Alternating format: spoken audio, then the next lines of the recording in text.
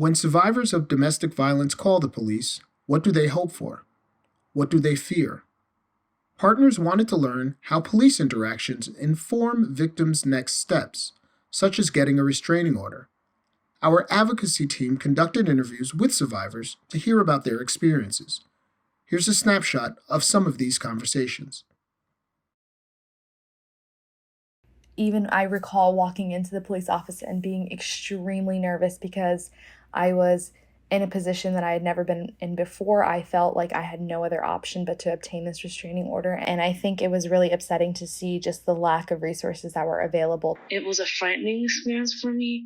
And it was like reliving the same experience over again and not having them believe me, and some of the officers laughing or shrugging it off like it's not a big deal, and like really made me feel actually deterred me moving forward to not even want to report it at all, which is like overall sometimes the case for sexual assault victims. They feel scared, they don't feel believed, and that was the case for me. It felt almost like bombardment in the sense that a lot of information was being thrown at me and very little was actually being explained to me.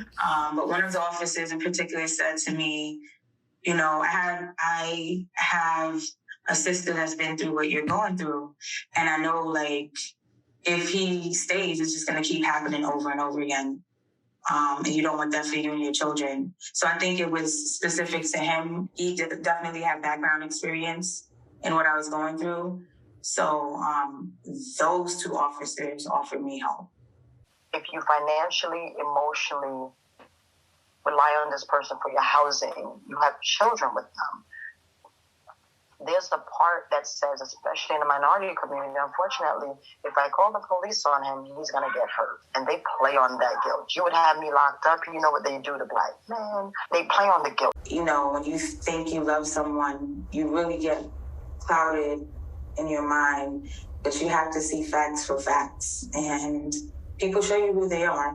Because you kind of just want it to all end, right? You want to just get it done, and then you realize it's a journey. There's growth, there's healing, and some days are going to be absolutely, I'm over this, and then those are the days when you go, oh my gosh, we were okay.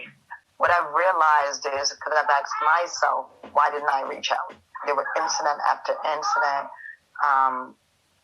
And the thing is fair. I want people to understand that when you go just call the police, there is a fear that can paralyze you. They did help me. They did guide me. They guide me in those moments that I wasn't strong enough. I am grateful because they were there when I needed them.